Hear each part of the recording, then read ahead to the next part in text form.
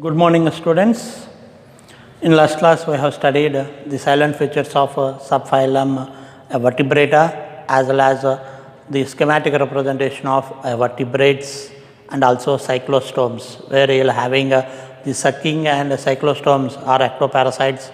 You are having 6 to 15 pairs of gill slits are presenting. The mouth is sucking and circular mouth, where you are having a jaw-less organism, the circular mouth without jaws. So, they are called as a jaw-less vertebrates. And also the breeding season, during spawning season, that is producing eggs, they move towards the marine to the freshwater. After metamorphosis, again the young ones will move from freshwater to the marine waters. So, these are the characters where we have studied in cyclostomes. Next, coming to the next one, that is the second one, Gnathostomatas. Gnatha means jaws, the organisms which consist of a jaw. So, we can call them as Gnathostomatas, or we can call as amphi-rhinos, having two nostrils are presenting. So, due to the presence of two nostrils, we can call them as an amphi-rhinos. And here these are classified into superclasses, that is a species and superclass tetrapods. So, first we will go for a species, that is a superclass species. So, here species means we can call them as fishes. Here we can call them as fishes.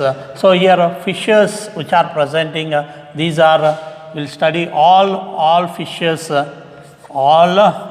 fishes except jawless fishes, except jawless fishes. That means we will discuss all the fishes except jawless fishes, that is Petromyzon and Amixon. These are presenting, and these based on all fishes, based on their presence of the an exoskeleton, nature of their exoskeleton, these are classified, the fishes are classified,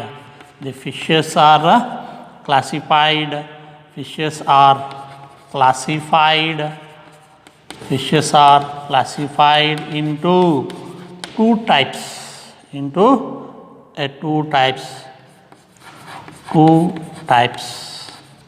So, one we can call that as the chondriothis,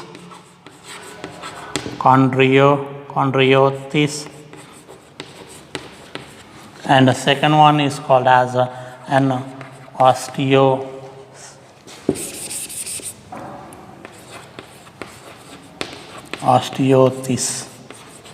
So, here based on the presence of their exoskeleton, chondrio means a cartilage, this means a fishes.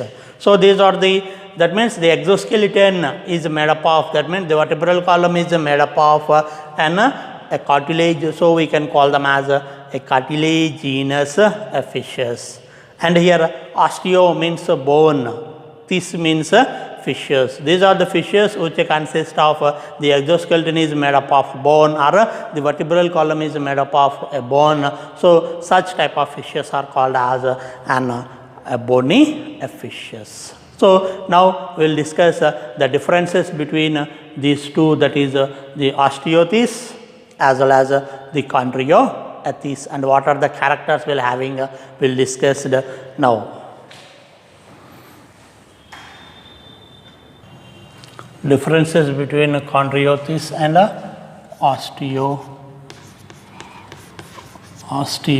sorry.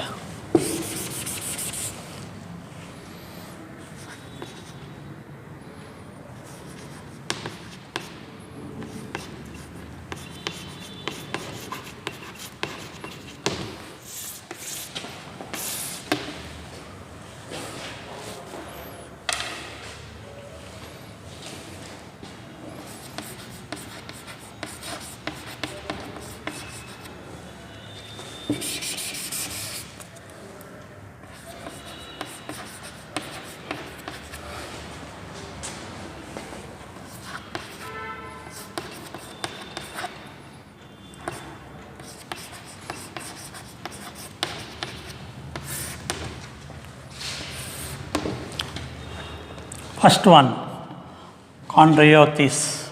Here, chondrio means cartilage. This means fishes. So these are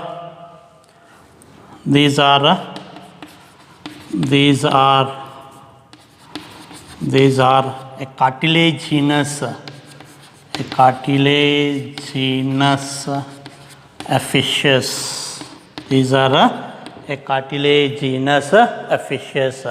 And osteo means a bony. This means fishes. So here these are the bony fishes.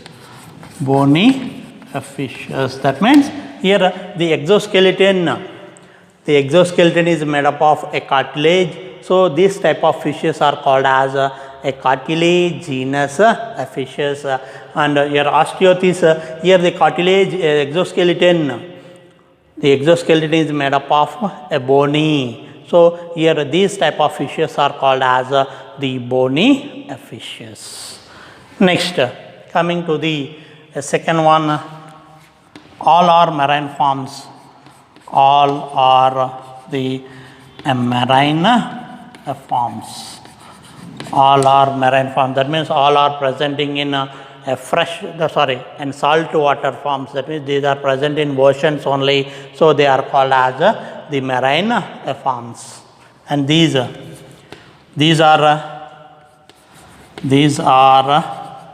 freshwater as well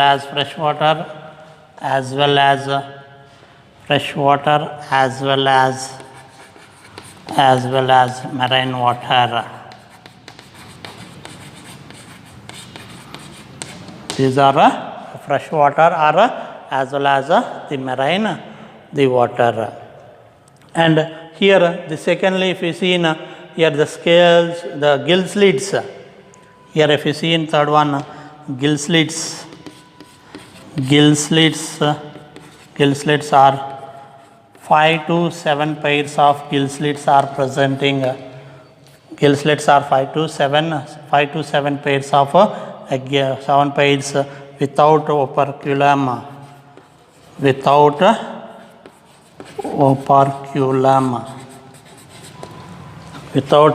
an operculum. And here the third one, here will consist of less than 4 pairs of gill slits and covered by the operculum. That means here operculum means if you see in the fishes,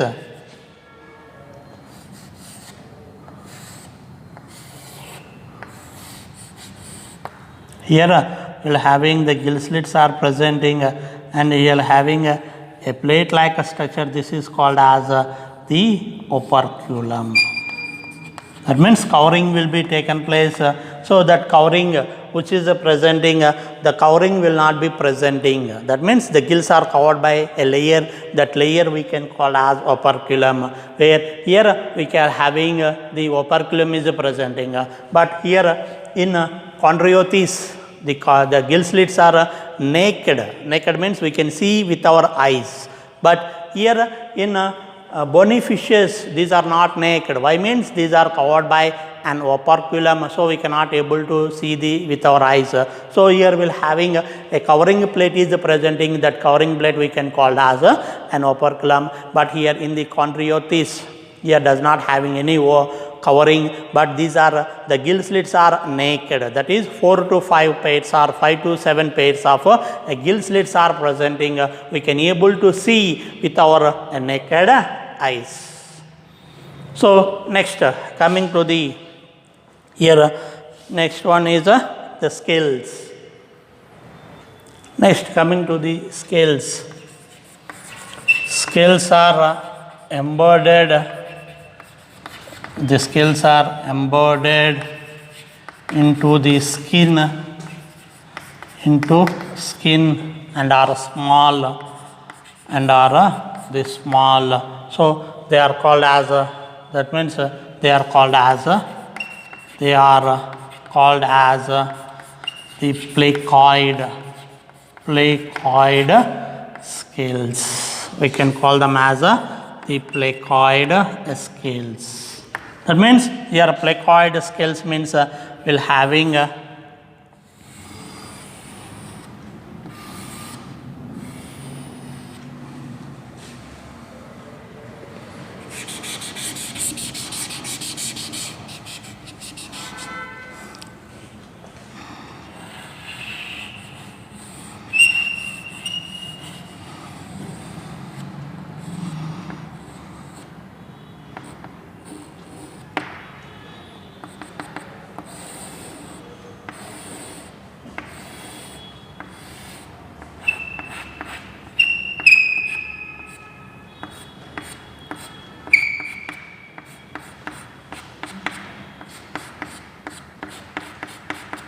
so this type of scales we can call them as the placoid scales, where they are the embodied in the skin. Embodiment, they are present deeper layers, they are present in the deeper layer of skins, these are presenting, and they are very small. So such type of scales are called as the placoid scales. Here in bony fishes or osteoths, the scales are presenting, the scales are present in the body, in the surface of the body, present on the surface of a body, and are large, and they are called as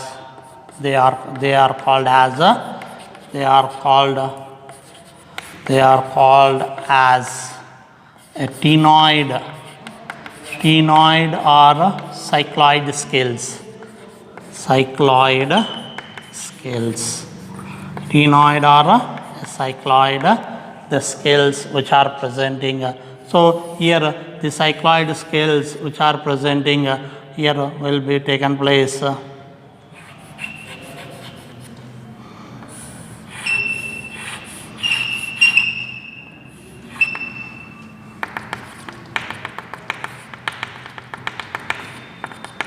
So this type of scales we can call as the ctenoid, or we can call as cycloid. Cycloid means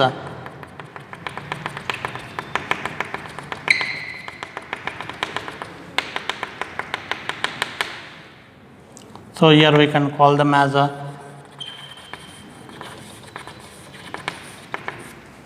so here these are called as a cycloid and a ctenoid. So we will having the ctenoid or the cycloid scales are presenting. So we will be having these we can call them as the ctenoid, where they are presenting on the outer surface of the skin, and they are very large. Such a type of scales are called as a ctenoid or cycloid scales, and the scales which are present embodied in the skin, and they are embodied in the skin, and they are very smaller, they are called as the placoid scales. Next, coming to the fifth one, here if you see in here the tail will consist of the caudal fin is the caudal fin. The caudal fin is heterocecal caudal fin.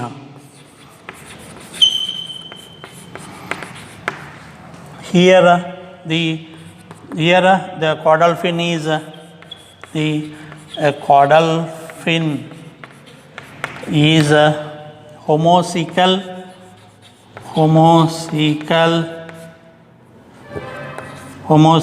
or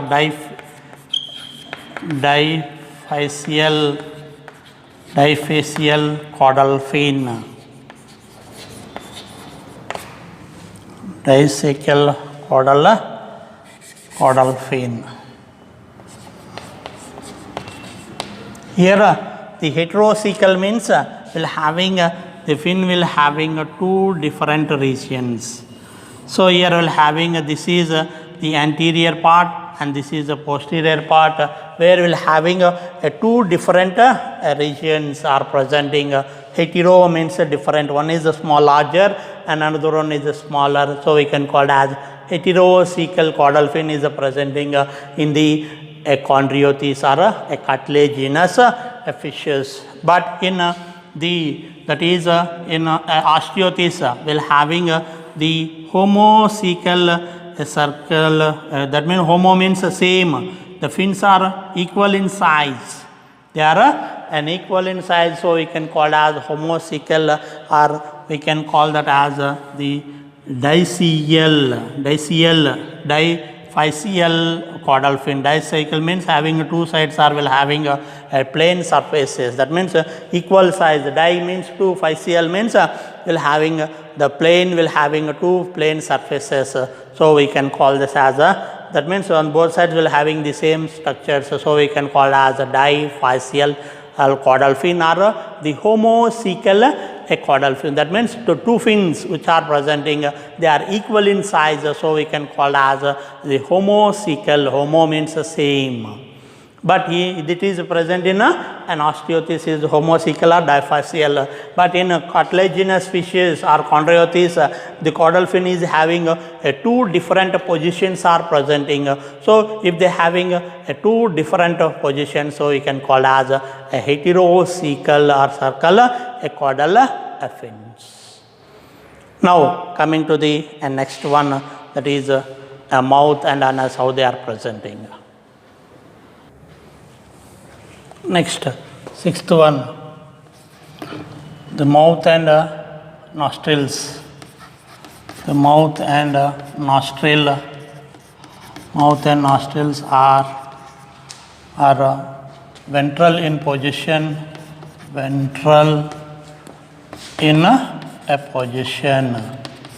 They are ventral in position, but in osteothis, this mouth and nostrils are the terminal in position. These are the terminal in a position. That means in chondriothis, in cartilaginous fishes, the mouth and nostrils are the ventral in position, but in osteothis, that is bony fishes, the mouth and nostrils are in terminal in a position. Next, coming to the seventh one, the alimentary canal is exteriorly opened by the cloacal apparatus. The alimentary canal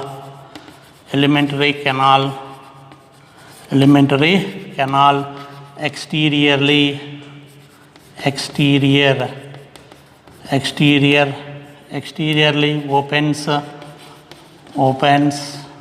through the cloacal apparatus. Cloacal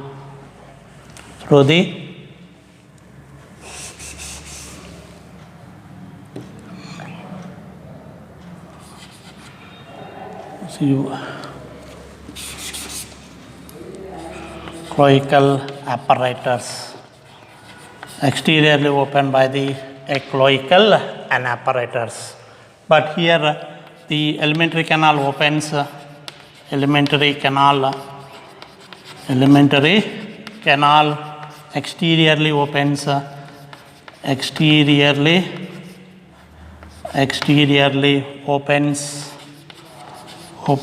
through anus.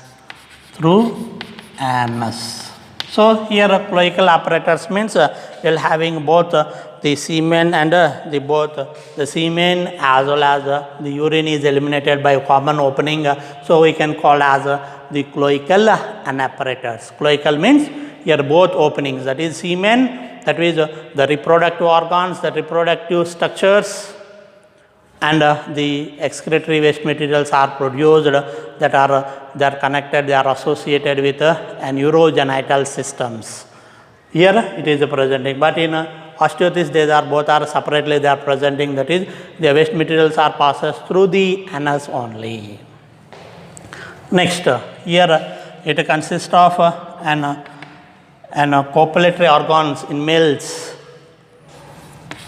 In males, it consists of copulatory, it consists of claspers as copulatory organs, as a copulatory organs. Here the claspers are absent. The claspers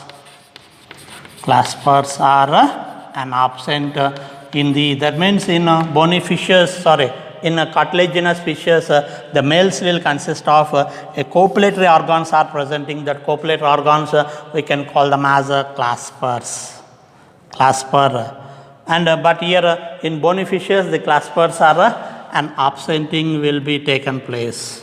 So here absenting will be taken a place, and here both are the poikilodermic. These are the poikilodermic organisms.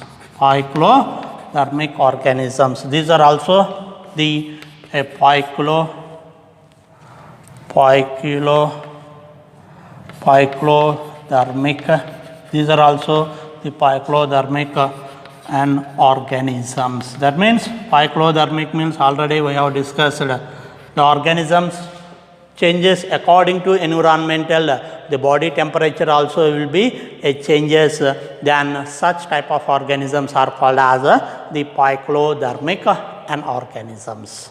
And here the last one, that is these are viviparous and shows internal fertilization.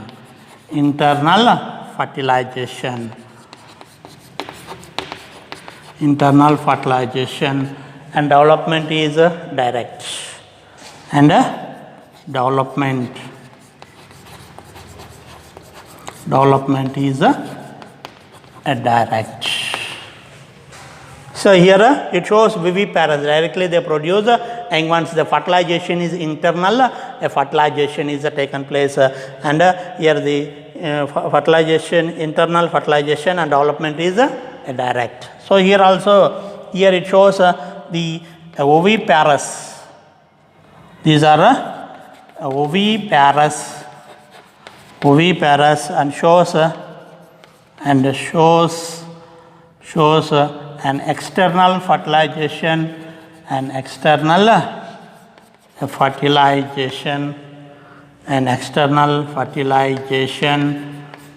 shows an external fertilization, and a direct development is a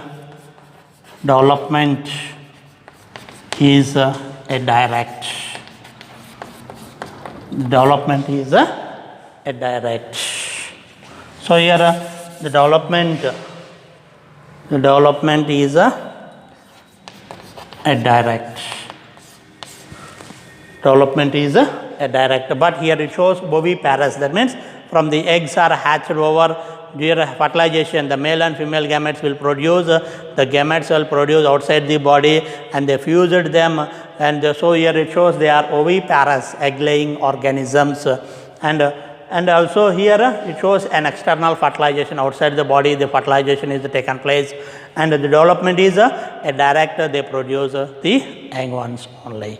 So these are the characteristics where the differences between the chondriothes as well as the osteoarthritis. And coming to the last one, that is an examples of the chondriothes as well as the osteoarthritis. So coming to an example for the chondriothes, this is a cartilaginous species, that is a Scoledon, or otherwise you can call as a dogfish, and a Pritis we can call as a sawfish, a great white shark, and trypgon, that is stinging rays, and a torpedo, that is electric rays. So here in a cartilaginous fishes, some fishes will produce electric current is producing, they are called as electric rays, and some will produce poisonous stings, they are called as sting rays. That means they produce poisonous gland, that means poisons they are produced, the fishes will produce poisons. Such examples are the sting fish, and some fishes will produce electricity, they are called as electric rays or torpedoes. And coming to the anosteosis or bony fishes, an example is Exotus, that is a flying fish. Hippocampus we can call as a seahorse, a labio, cutla, claris and beta. These are an example where we can take and place an example for the bony fishes as well as the cartilaginous fishes. Next, coming to the next one, that is phylum, the class Amphibia. The class Amphibia. Amphibia. So here amphi means both. Bian means organisms. That means the organisms which are presenting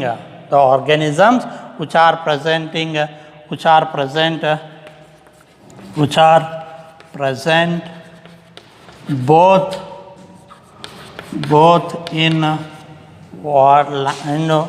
land as well as the water, then such type of organisms, that means they live in land for the breeding, for the reproduction, they required the water. So that here these are called them as the amphibians, where they are present in both land as well as the water. So these type of organisms are called them as the amphibians. Now we will discuss the characters of these amphibians. So here the organisms which are present in both land and water, so they are called them as an amphibians are those. So otherwise, so they justify the name as an amphibians. So here these are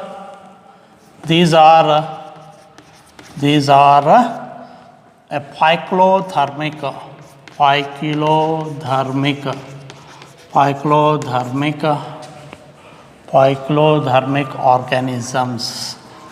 These are poikilothermic organisms. That means according to the environment. Here poikilo means, or otherwise we can call them as are called as a cold-blooded organisms. We can call them as the cold-blooded organisms. Why means according to the environment. Here a body temperature also will be changing. So these type of organisms are called as a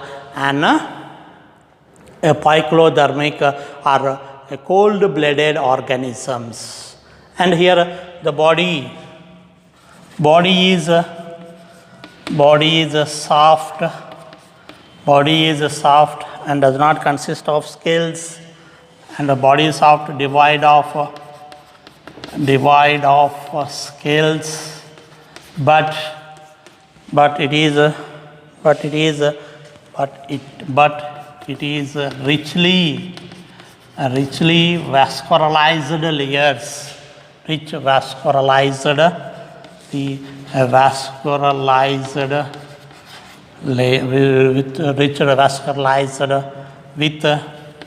with cutaneous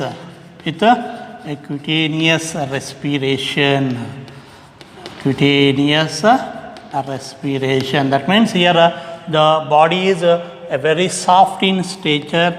These are very soft, and also the scales are not be presenting, and having a rich amount of blood supply will be taken place. That is vascularized means a more amount of blood supply is taken place.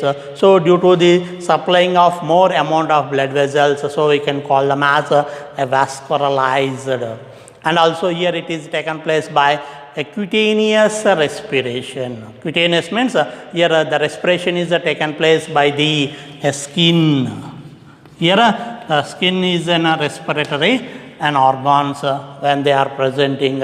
So here when they are present in water through the skin, the respiration is taken place, and when they are in land, here it takes place through the lungs, the respiration will be taken place. And also the body is divided into, the body is divided into, the body is divided into head and the head and trunk. Head and trunk. In some animals, the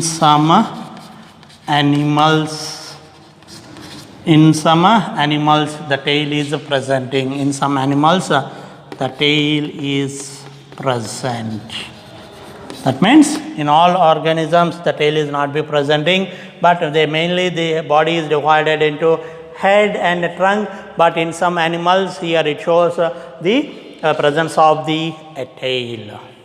And coming to this here, we'll having the respiratory organ, the circulation here will consist of the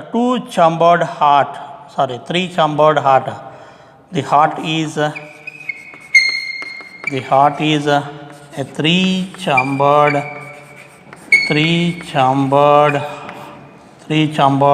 such as two auricles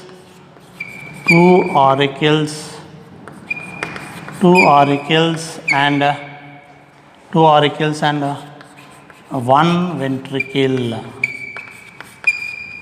Here we'll having in a species, in a species we'll having a two chambered heart is presenting. A two chambered heart, that is one auricle and one ventricle.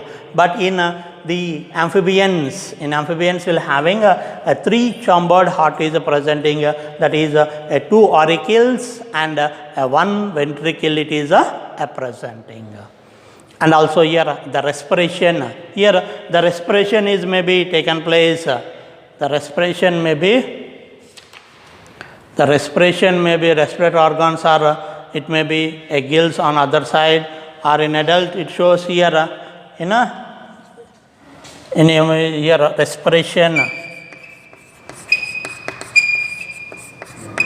respiration is by gills in embryonic stage, embryonic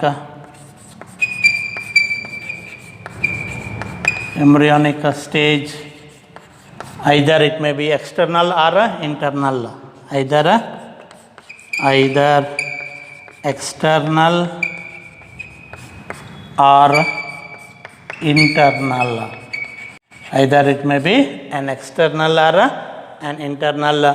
But in adults, here the respiration, in adult respiration is taken place by the skin, buccal cavity and the lungs. So here it may be taken place by cutaneous respiration, or through the buccal cavity, or by the lungs.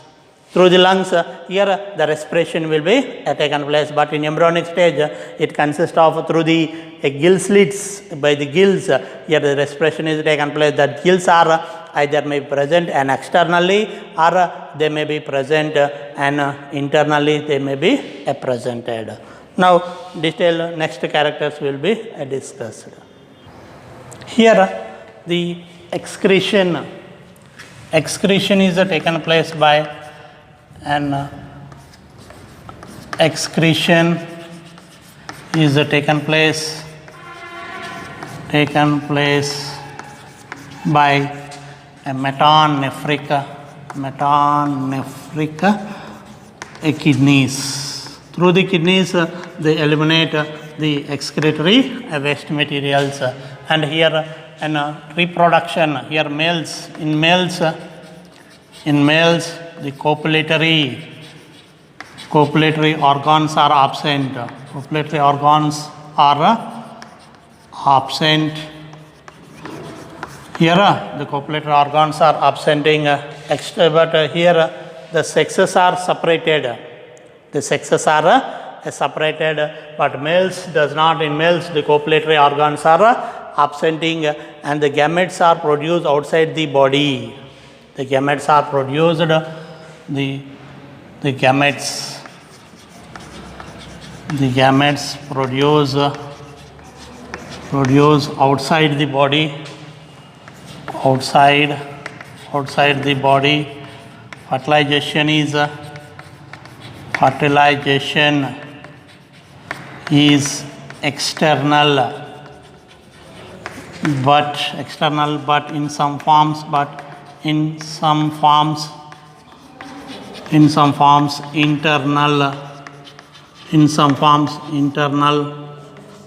internal. Example, Ethiophis.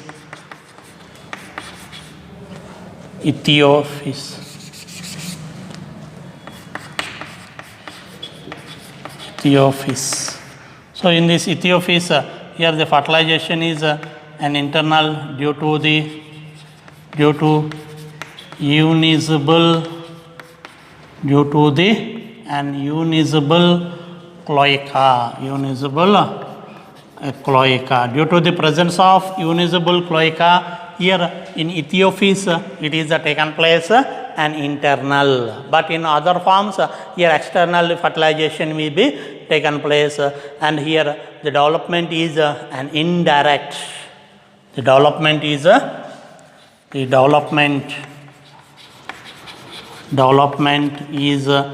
indirect by undergoing a larval, that is indirect by undergoing metamorphosis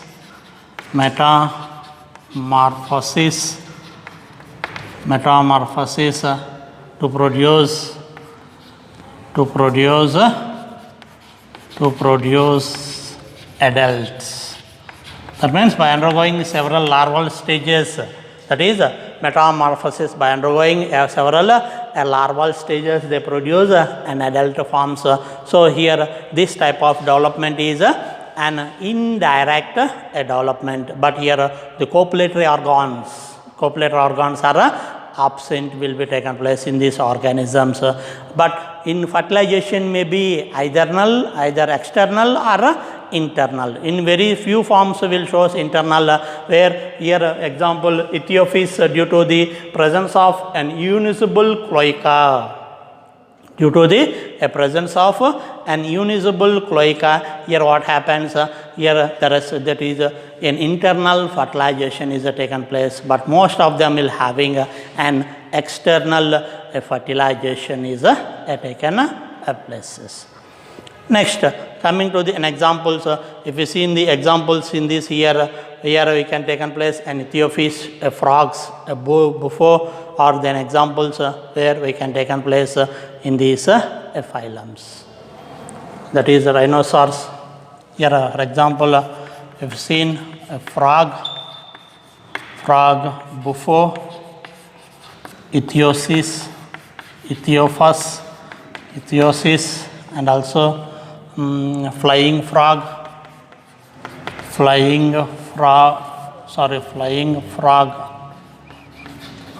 etc. So these are the examples where it takes place in the phylum, that is in a class an amphibians, where they are presenting both in a land as well as the waters. In the land as well as water, these are presenting. So due to the presence of both that means they are present in land, but for the fertilization they required water. So due to the presence of they are present in both land and water, due to this we can justify the name as an amphibians. Understanding? So these are the characteristic of a class, an amphibians. So in a next class that will be discussed, that is about in the next class we will discuss the character features of reptilians, aves, as well as the mammals. So, when you complete these aves, reptiles, aves and mammals, then it completing the topic of the kingdom Animalia. Thank you.